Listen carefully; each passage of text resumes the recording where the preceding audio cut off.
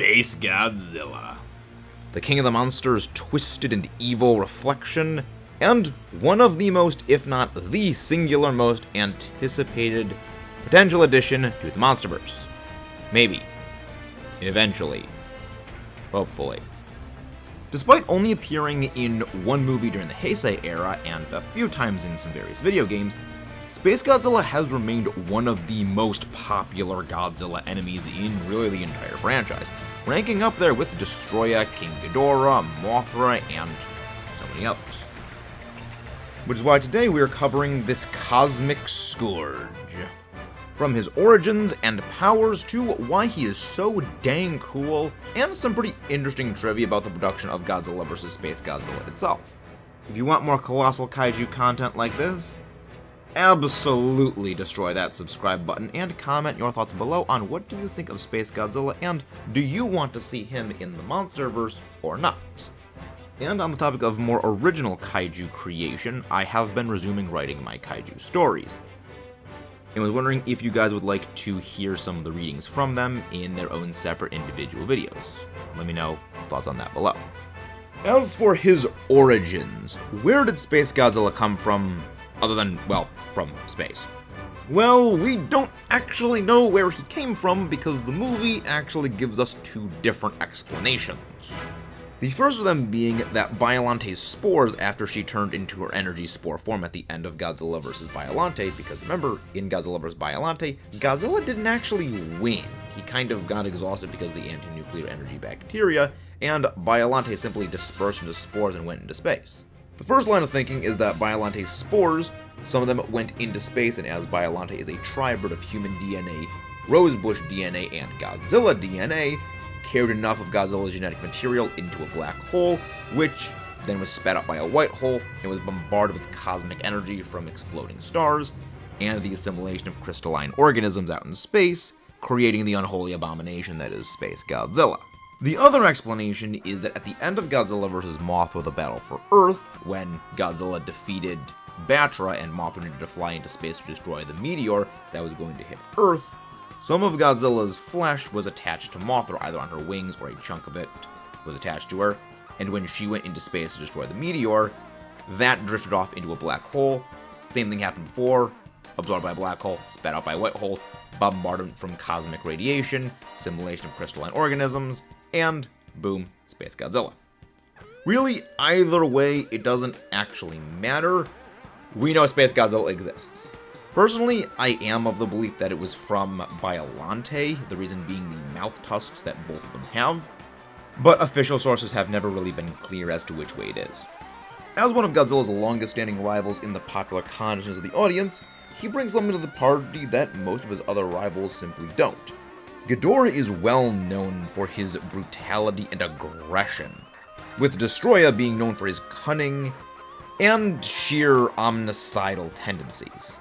SpaceGodzilla is really known more for his intelligence, being, if not the singular most intelligent of all of Godzilla's foes, knowing well enough to harvest power from the Earth itself to fuel himself, trapping Godzilla's son in a crystalline prison to inflict a psychological torment on the King of the Monsters, and knowing to specifically go for Godzilla in particular during his conquest of Earth, as the King of the Monsters was really the only protector against such aggressive invaders. Without Godzilla to protect humanity and protect Earth, it was entirely free for SpaceGodzilla to take over. Clear contrast to King Ghidorah and Destroyer, who often is a destroyer for aliens' whims, again destroying humanity and destroying Earth specifically to be colonized, or when acting under his own will, simply wiping out all life on Earth to presumably make it his new home, or Destroyer, who simply wants to omnicidally destroy everything that is alive just for the evils because he hates life. SpaceGodzilla is coming clearly to be a conqueror, to take over the world, and not wipe out everything in its path, including all life. He wants to basically be the Lord and Master of Earth now, as well as being of his own free will, not mind-controlled. He was also very aware of his own combat capability limitations, something most kaiju don't seem to be. His enormous bulk, making him very top-heavy and sluggish in terms of ground movement, makes him a very big liability in upfront melee combat, which is why he often tries to keep enemies at a range so he can attack them with his Corona Beam or other various range attacks. Though he does have some melee combat ability, it is not exactly the best. Again, his arms are a bit stubby, and his large bulk doesn't give him the best mobility and agility. Even if he is able to briefly hold his own in a fist-to-fist scuffle with Godzilla, and capable of throwing the 160,000-ton Mogera with his tail after impaling it, and tossing it several hundred meters away. Though it is not known if SpaceGodzilla was using a telekinetic assist to help throw it that far, as SpaceGodzilla does have telekinetic abilities. That allows us to perfectly segue into his power set and abilities. Naturally, being a clone offshoot of Godzilla, he possesses incredible regenerative capabilities and extremely high durability, capable of shrugging off most military hardware conventionally speaking, and even taking blows from the King of the Monsters himself and Mogera. However, this is not without its limits. When SpaceGodzilla's shoulder crystals were destroyed, he was incapable of regenerating those. Whereas Godzilla has been shown to regenerate from some pretty grievous wounds, nothing like that has been observed with SpaceGodzilla. While his ground mobility might be somewhat limited, he is capable of flight. In space, his flying form is capable of traveling near light speed, and while in atmosphere, topping out at around Mach 3. And while he does take some time to shift between these forms, it's not overly long. He is also capable of using any of his other abilities with ease in his flight form. In fact, he actually has additional abilities in his flying form he does not have in his land traversing form, namely the Photon Hurricane. This is basically a directional EMP that he only displays using when in his flying form. Which leads me to suggest that the flying form of SpaceGodzilla is actually his natural form. Much like Giratina in Pokemon, the origin form is its natural form, where it has no legs because where it exists is simply gravitationally different. It doesn't need legs in outer space, adopting the alternate form when it needs to traverse on the ground. While he does lack Godzilla's atomic ray, he possesses a different directional beam attack known as the Corona Beam. He is also capable of controlling the arc path that the beam actually takes, allowing him to circumvent obstructions or potential protections that his enemies may have. It also allows him to strike unpredictably. The beam is capable of penetrating even armored targets much like Godzilla, inflicting some pretty severe wounds, though it is not too strong for his healing factor to patch up. It does seem to consume large amounts of SpaceGodzilla's energy, however, as he is not capable of sustaining it for a very long time. It is a quick burst, and then it is done. Whereas Godzilla is capable of sustaining his atomic ray for several seconds. That's something I'm actually going to be getting into a little bit later with his weaknesses. The crystals SpaceGodzilla summons are not just for show or for personal preference. They are a power source for him and weapons to be used against his enemies and a potential shield. He's capable of using his crystals as basically rockets. This attack is known as the homing ghost to fire at his enemies, or again as makeshift shields to block attacks. But their primary function is a power generation formation to siphon energy off of whatever planet he is on and send it over to him to use. This power absorption is focused through his shoulder crystals, which are very essential for the usage of really all of SpaceGodzilla's abilities. And these crystal formations are not exclusively tailored to SpaceGodzilla. Other kaiju are able to absorb energy from these crystals, as when Godzilla destroyed several of them, he gained the nuclear fusion heat ray, a beam capable of destroying SpaceGodzilla by absorbing the power that SpaceGodzilla was attempting to absorb. This dependence on the crystals is actually one of his biggest weaknesses, as lightning can often be seen striking the crystals before he engages any of his more powerful attacks, or the attacks are actually emitted from the crystals themselves. He also possesses enhanced psychic abilities. Godzilla has telepathic abilities, And while SpaceGodzilla does seem to possess some of these capable of locating things on the planet's surface and sensing energy, he seems far more gifted with telekinesis, capable of lifting and throwing objects with not quite ease, as he requires the target to be stationary before able to lift and throw them away. This ability is called the Gravity Tornado, and despite it being a rather slow-moving motion, it is somewhat unbreakable. So while it can be somewhat used for utility, it is not the most refined for combat, requiring again a subdued target. Despite his kit being seemingly geared into offense, SpaceGodzilla does have one fairly major defensive tool in addition to his regeneration: the Photon Reactive Shield. Capable of blocking and even deflecting Godzilla's atomic heat ray in combat. Not just used to deflect it from SpaceGodzilla himself, but also for protecting Fukuoka Tower from Godzilla's atomic ray when he attempted to destroy it, as SpaceGodzilla was using the Fukuoka Tower to focus his power generation. And now we get into his weaknesses.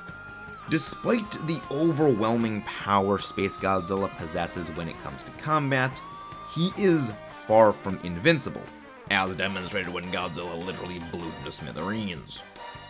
On a more serious note, SpaceGodzilla is really more of a glass cannon than anything else.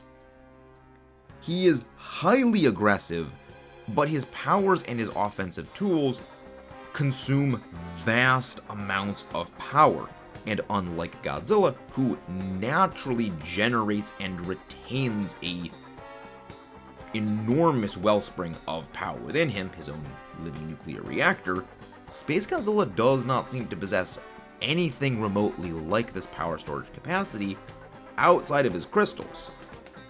And even then, he does not seem to possess much power generation capability on his own. He needs to summon crystals in order to pull energy out of the ambient atmosphere. This is why, despite seemingly being the victor on his battle against Godzilla in Boz Island, SpaceGodzilla fled. Despite, again, theoretically, Godzilla was at his mercy. He was on the ground, unable to fight back, and SpaceGodzilla left to go to Fukuoka. Why was this? Well, SpaceGodzilla needed to start establishing his crystal fortress to start absorbing more power. He was not able to stick it out in the long haul in that fight. And in fact, later on in the fight against Godzilla and Moguera at the end of the movie, when Godzilla destroys numerous crystals SpaceGodzilla has summoned and absorbed the energy himself, SpaceGodzilla needs to continuously defend Fukuoka Tower from being destroyed. Even in his own fortress, he is still reliant on the power supplied by those crystals to keep him in fighting shape. Once the tower goes down, SpaceGodzilla is significantly reduced in his power absorption capabilities, heavily mitigating how aggressive he can be. And once Moguera destroys one and eventually both of his crystals, SpaceGodzilla is locked out from using any of his abilities. Those crystals are his only source of power retention. Again, unlike Godzilla, who can retain and generate his own power, SpaceGodzilla can only store absorbed power. Those crystals are functionally batteries. With one gone, he loses a huge amount of his power. With both of them gone, he is unable to do anything. Evident when Godzilla knocks him down and he can't even get up, taking only 2 blasts from the nuclear fusion heat ray to completely obliterate his cosmic clone. Another added layer of this is actually his overconfidence. It should be noted that with a full supply of crystals and Fukuoka Tower on his side, SpaceGodzilla was capable of battling both Godzilla and Moguera to a standstill. Make no mistake, SpaceGodzilla is not weak. He is a very formidable opponent, but one that is incredibly reliant on a field condition being in his favor. He needs the crystals to be at his full strength. When Fukuoka Tower fell, that was the beginning of the end, and this is into his hubris, which is his second biggest problem. SpaceGodzilla could have simply fled after Fukuoka Tower was destroyed. Go somewhere else, fight Mogera and Godzilla one-on-one as he has already bested them before, and simply generate more power and start over. Instead, he didn't. He had already beaten both of them. He knew, or at least he thought, he could win one-on-one, so why not win two-on-one? Neither of them were a threat to him. Ultimately, this proved to be his undoing. Now for some fun little trivia about Godzilla vs. SpaceGodzilla. Originally, SpaceGodzilla was actually not SpaceGodzilla. Originally, it was actually King Ghidorah. So, during the writing of what would eventually become Godzilla vs. SpaceGodzilla, it was originally proposed as a movie titled basically The Return of King Ghidorah. In this, as back in Godzilla vs. King Ghidorah, that was a King Ghidorah that was used by the Futarians, which was fused from the three Dorats. In the original script and even the novelization of that movie, the Dorats were created from DNA taken from the super space monster King Ghidorah found on the planet Venus. Meaning, even in that timeline, Ghidorah was an alien, originally. This return of King Ghidorah would have been about an alien King Ghidorah coming to Earth and fighting Godzilla, even though, technically, that Ghidorah was from the future, and this one is in the past, so technically, yes, it is the return of Ghidorah, but in a meta-contextual way, not actually Ghidorah. It's weird. And that was eventually evolved and was rewritten into Godzilla vs. SpaceGodzilla. This is why many classical depictions of King Ghidorah match the depiction of SpaceGodzilla.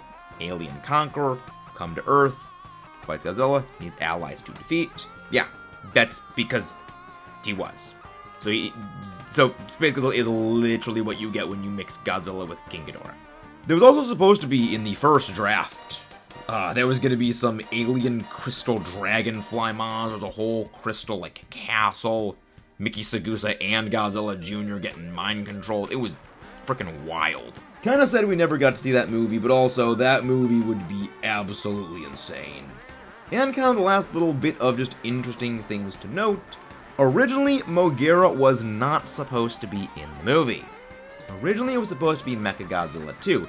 This got a little bit of blowback back in Godzilla in the Mechagodzilla video I made, where there was a bit of a small war in the comments over people saying that Mogera is more powerful than Mechagodzilla, despite other things saying contrary.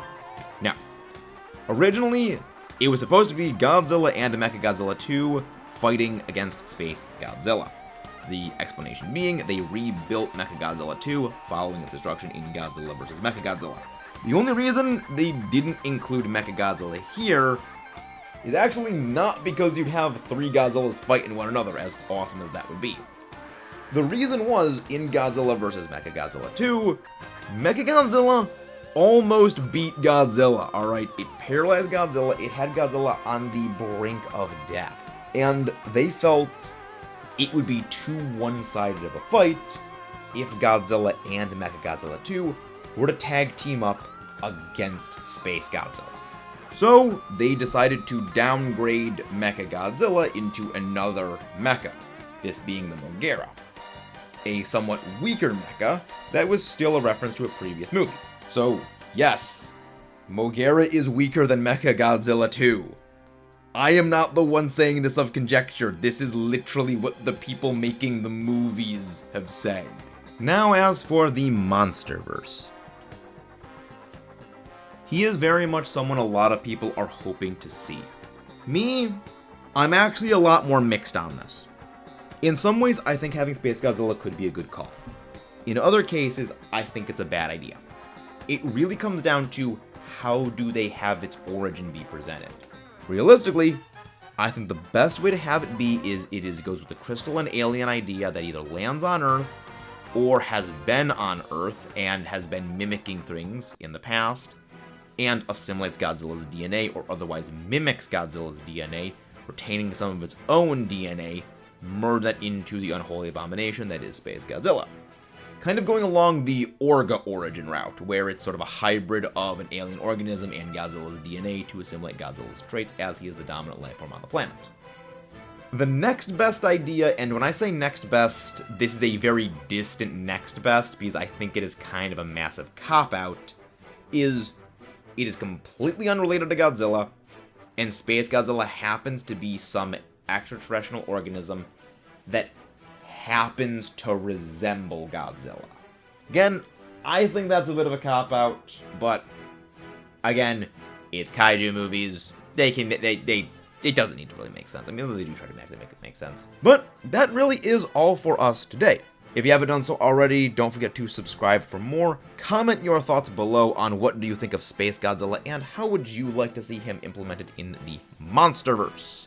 Or would you like to see other kaiju over him? Personally, I kind of would like to see others over him, namely Bagan, but that is just me. I will see you next time, and I think next time we're actually going to be covering Tiamat. We haven't really covered any of the legendary kaiju yet, and I kind of want to start changing that. Tiamat or the Mutos, because I think both of them actually are pretty fascinating. But that's for future Maxis to figure out. I'll see you next time. Long live the Kaiju King.